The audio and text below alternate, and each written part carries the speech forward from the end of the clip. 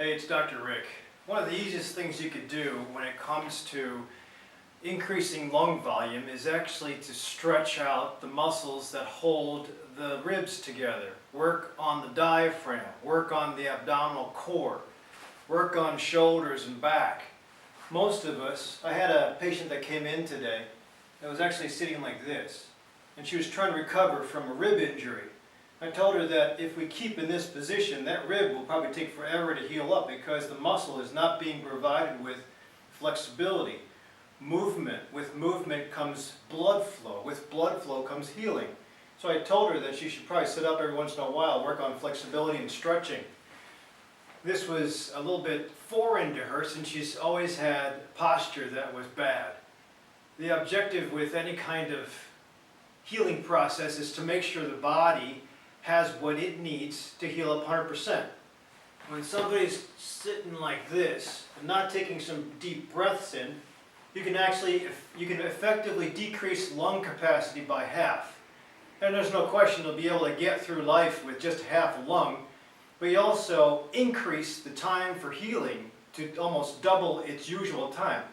So I say that if you want to be maximizing on your healing potential, giving the white blood cells everything they need as far as oxygen, giving the heart the ease of repair and getting the blood flow to the most distal ends of the hands and fingers and toes, then you maximize on lung volume.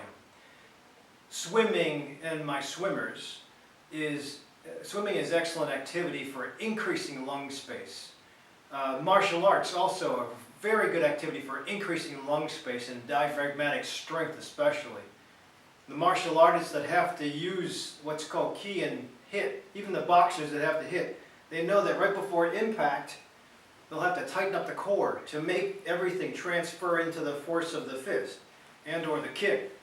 Now, in yoga, when you have stagnant movements and you increase lung volume, you work on breath, you're not using force, but you are working on increasing lung volume as much as possible so you can stretch every muscle in your body. Mostly in the back, definitely in the front.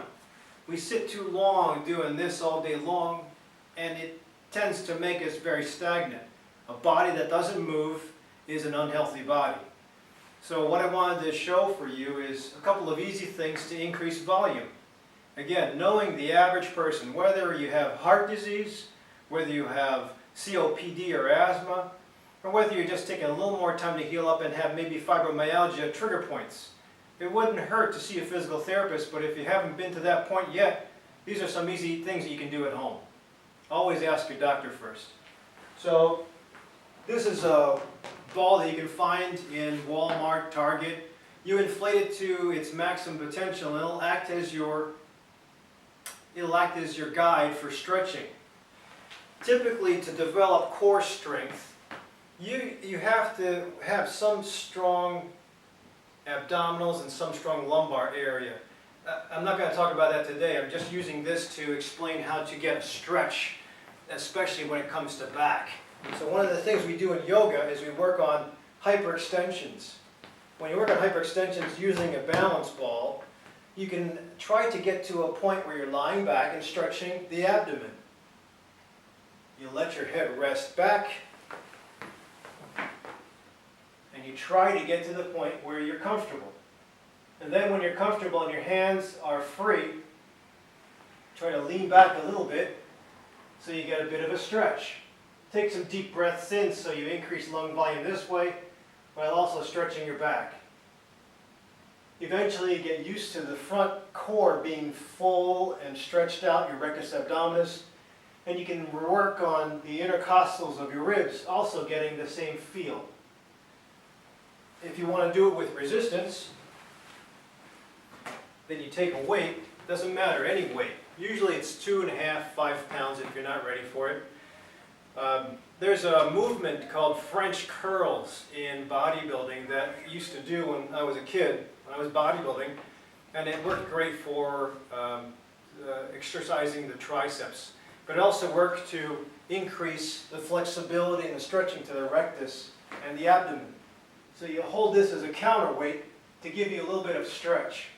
When you're balanced, then you slowly inch over the ball and effectively stretch more muscle and your arms, and you take some deep breaths in and out in this stagnant position.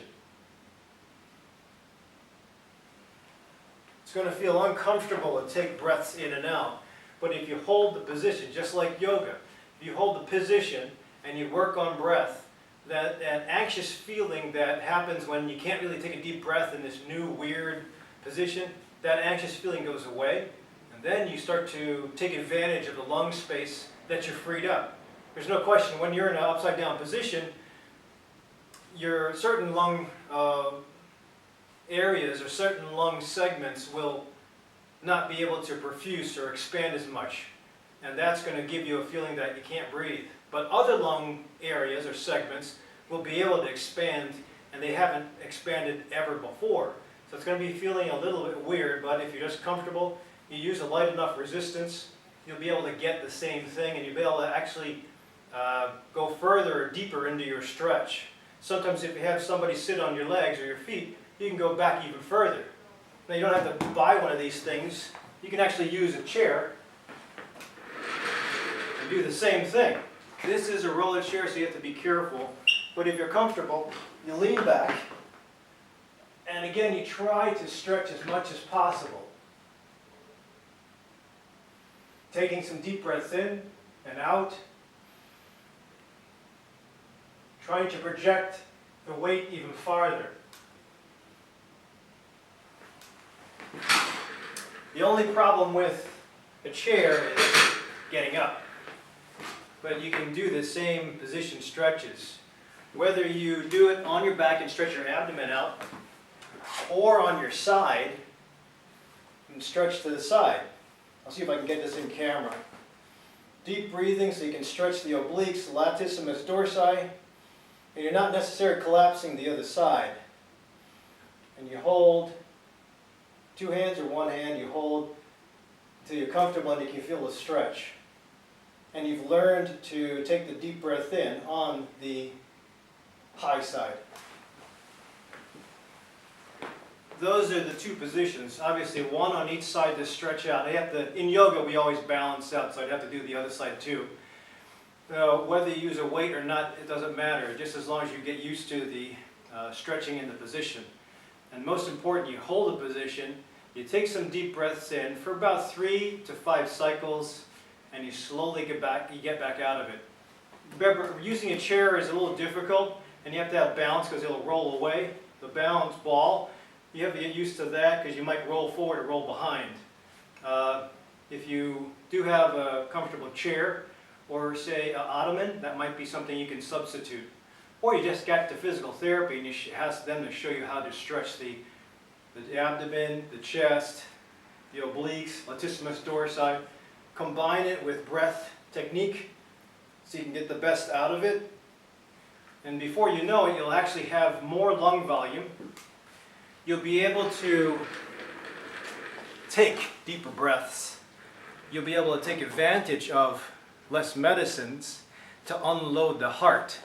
You'll also be able to take advantage of less infections because you can push air out and bad bacteria and get air, oxygen in like it's supposed to be.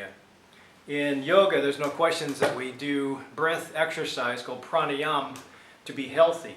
Some people actually believe that just doing pranayama, not even doing the yoga position, just doing the breathing will help them keep healthy. And I think there is some truth to that. It's also living a proper life, meditating, taking care of stress response, and some form of exercise. But at the worst case scenario, if you're getting to the point where you have too much disease and it's locked you in, you can at least work on breath.